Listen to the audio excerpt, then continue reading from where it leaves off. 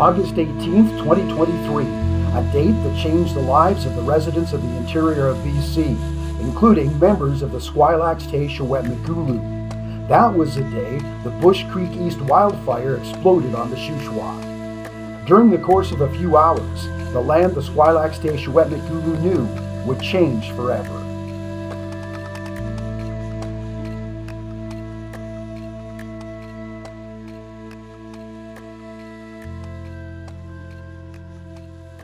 I wasn't sure if everybody got out because it happened so fast, and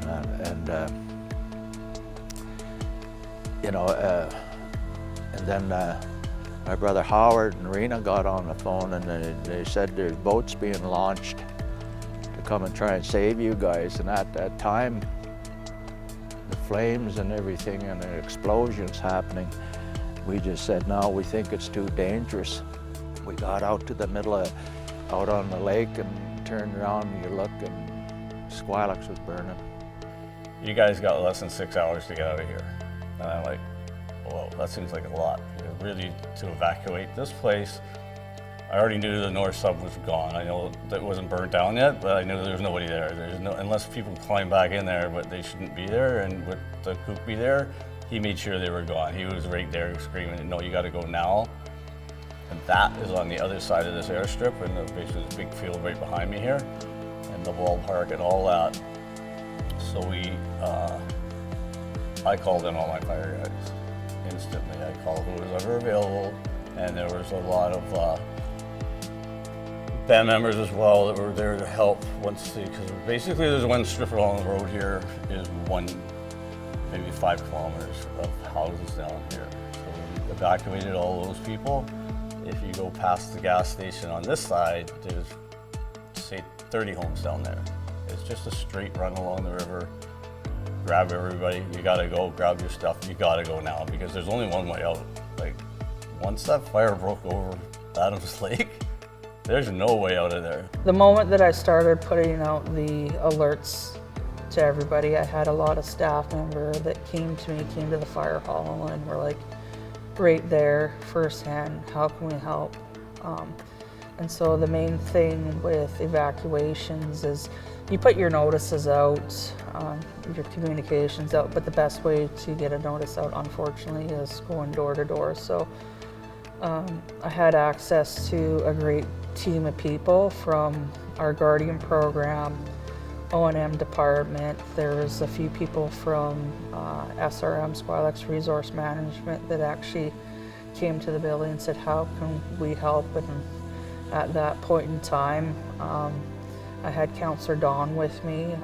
Cookby, he was obviously looking after his house, and he was up at the north sub helping people out up there on the boots on the ground.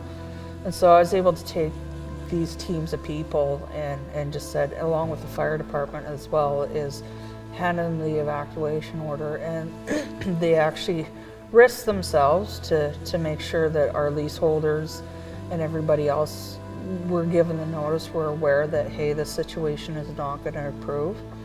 We need to get everybody out. Cookby 7 Thomas brothers Rocky and Ron were at their mother's home when the fire broke out. When Ronnie and I were manning the hoses, we heard it go by, roar by. Ronnie hollered, it looks like we're going to be lucky. But not even moments later is when my brother coming in, you better get out, my house is already burning, right? So we dropped the hoses, and by then it was already on us. My Oakway Cookby, Jamie, got his wife in his truck and told her to leave. And she didn't want to, but she did. And by that time we didn't have even a chance to get in our own vehicles and leave, so we ran down to the river. And on the way to the river, I had to stop because I couldn't believe what I was seeing. You know, the fire was just on us, just like that. And I took a couple of pictures before I ran to the river.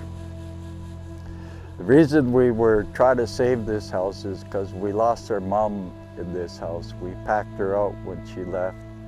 And so that's why, you know, I had visions of holding this fire back.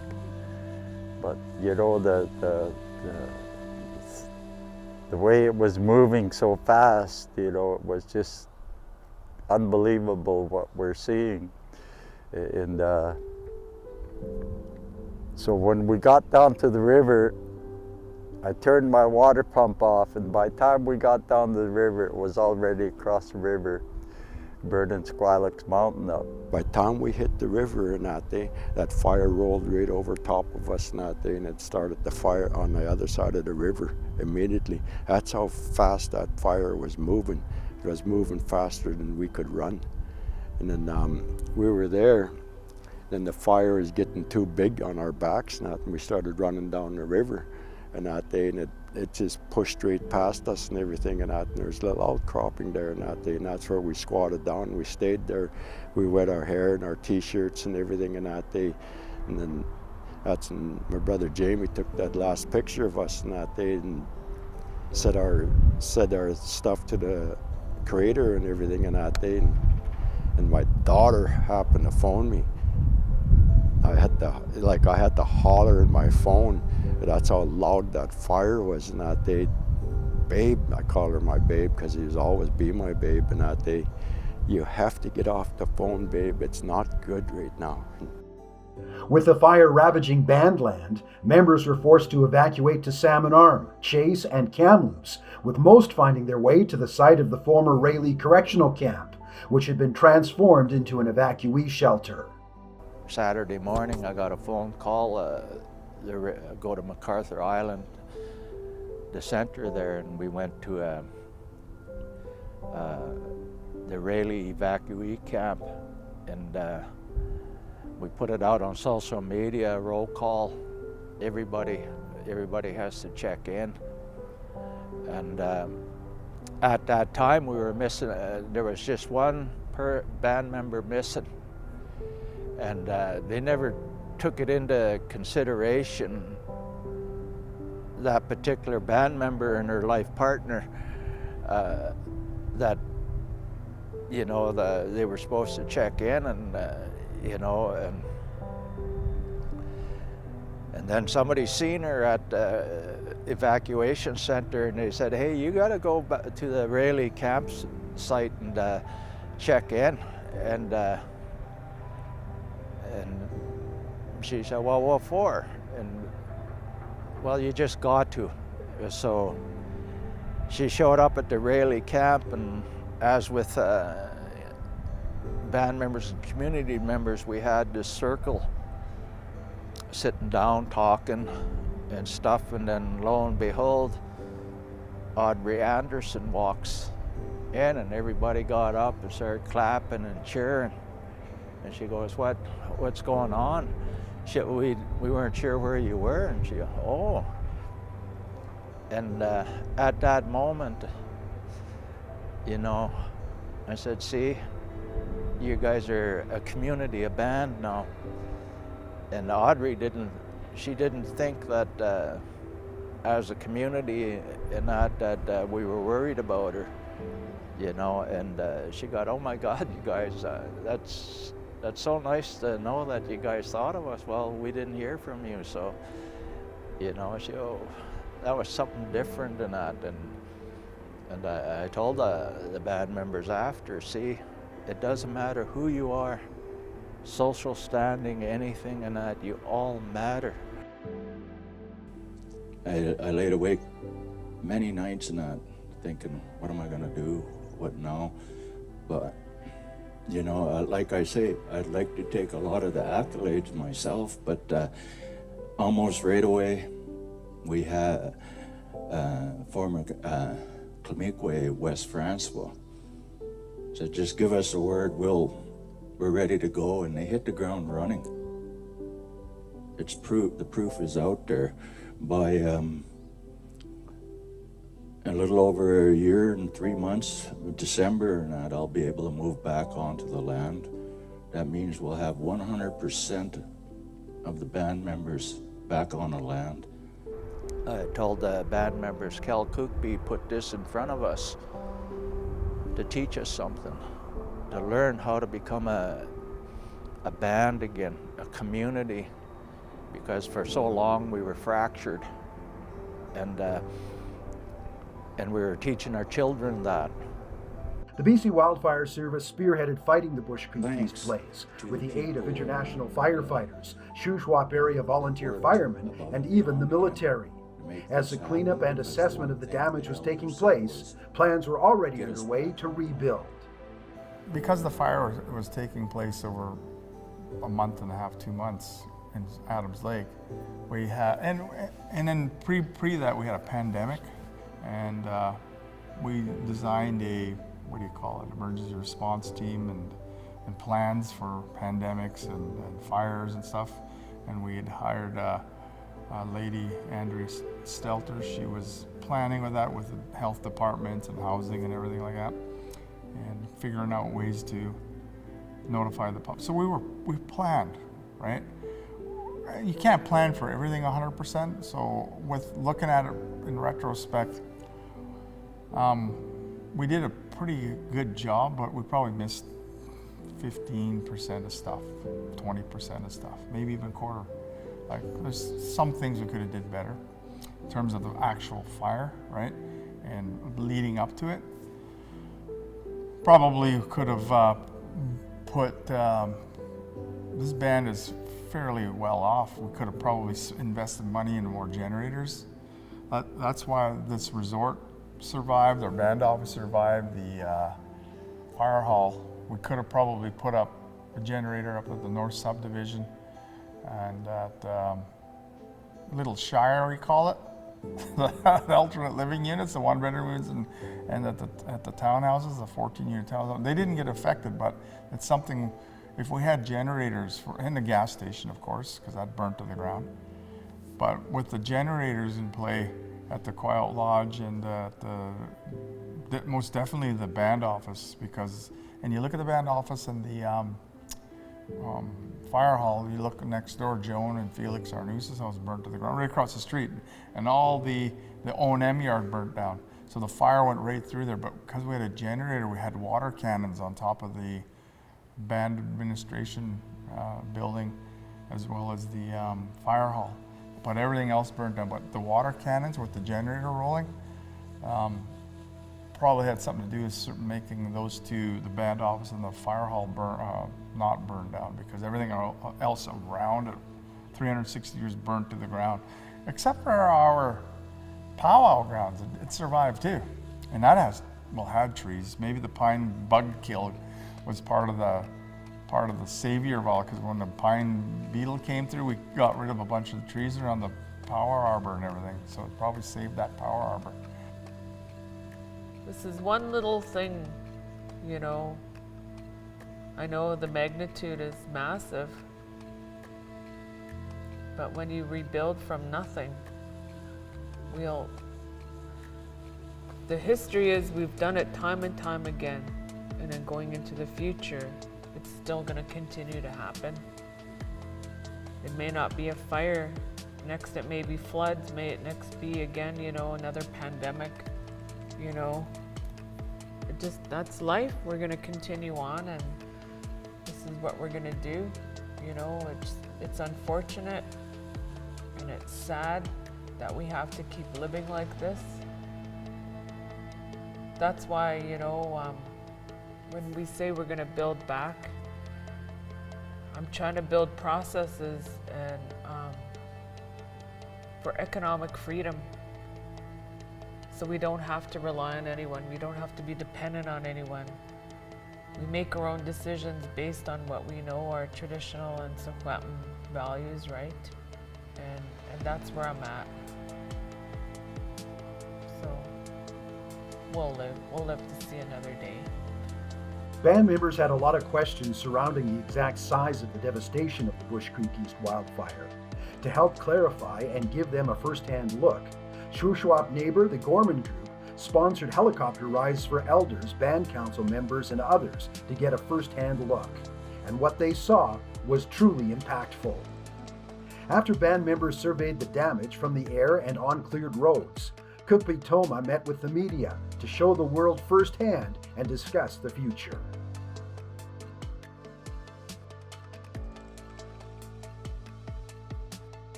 The diligent cleanup and demolition of the burned out houses started quickly as efforts were made to secure funding for the project.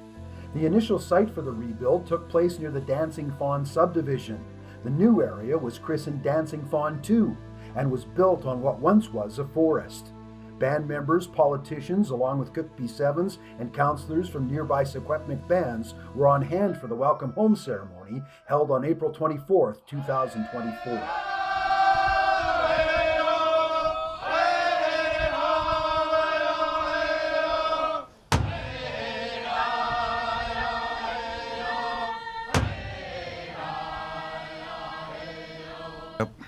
Samuel Aquesta, Rod Toma, also known Winter Wind. I give thanks today for everything that came through. The Chief and Council, Wes, and everybody that's been struggling to get everybody home. The ceremony is our hereditary right as Indian people, First Nation people.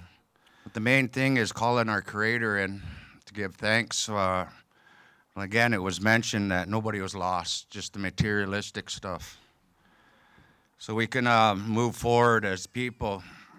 Exactly what the chief said, that only when the weakest amongst us, only when the loneliest amongst us, only when the hungriest amongst us feels they too are seen and heard and valued, only then will we be really the strongest we can be. You're making a real difference rebuilding this community, our community. To the other contractors and participants in this team, the core team, as Wes refers to it very often, none of this would be possible without you as well. So thank you for your collaboration, patience, and working alongside SRM and its team. Courage, love, honor, all those core values, all rooted in what our ancestors, our kia'as and sla'as grandparents taught us. And I thank you, I say Cook's-Jam to the band members for understanding that we need some time to do what we have to do, and they understood that. I was so fearful when we had those first general band meetings that I was gonna hear anger and I was gonna hear frantic, but it was okay. Your kia'as and sla'as taught you well. Band members began to move into the rapid housing following the ceremony as construction on the 4 new subdivisions neared completion by the end of 2024.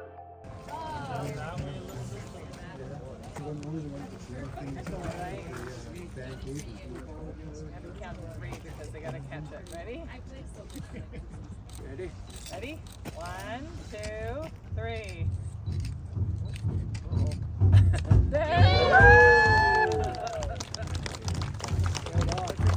The speed of setting up the rapid housing on this, the first of 4 new subdivisions, was impressive, not only to Skwlax Te-Secwepemc members, but to everyone, First Nations and non-First Nations alike.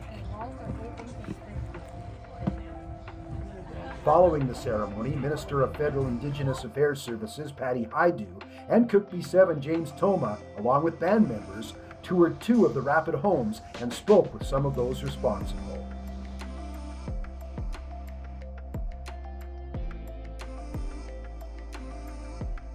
On the 1-year anniversary of the wildfire, Skwlax Te-Secwepemc held a traditional commemoration. There were several events held, mostly at the Quayout Lodge. The day began with a walk from the North Subdivision, the first area devastated by the wildfire, winding its way along the damaged land, winding up at the lodge. A golf tournament at the Talking Rock Resort also included a ceremonial planting of trees where band members and others were involved in the beginning of the restoration of what was lost. Back at Quayout, a program which included music and a gift exchange took place. A highlight was a gift from the nearby Nisconnet band, the Skwlax Teshwet Kemweekwe, or Counselor Julie John, and Cook B7 Executive Assistant Ali Saul to conclude the event.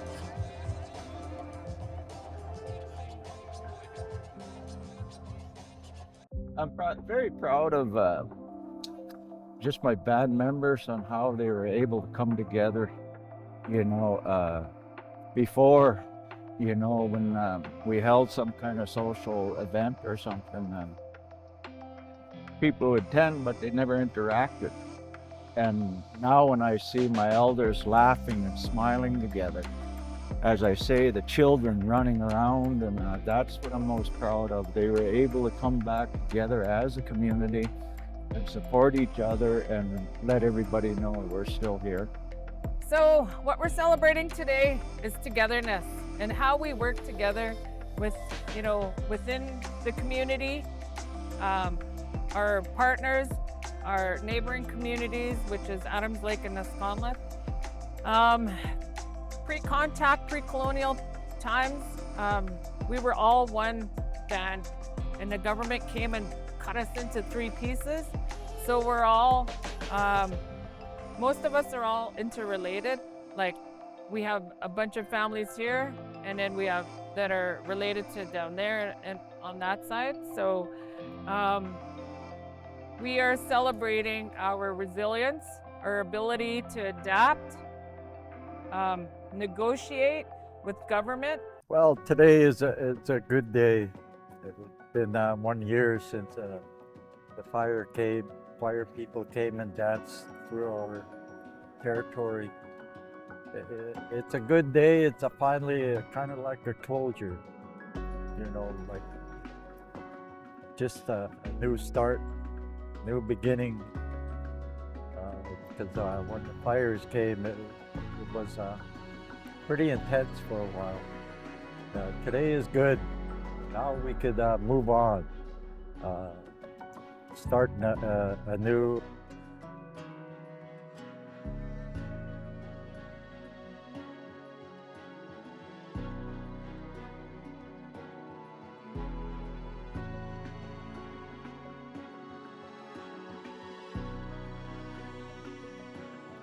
Back when we were young children, my dad was Cookby, and we had a housing program going, one of the first ones, and our house, because he was Cookby, it was the last one to be built, and sadly my dad got injured, and so we grew up. Our house wasn't completed. We grew up for quite some time. I think I was 10 or something. We didn't have electricity or water, and because our house didn't get completed. But I'm very sure my father and were quite proud in his memory. You know, my older brothers reminded me what a cook is supposed to be. People first, yourself last. They've been taught the other way around, and you're getting used to it.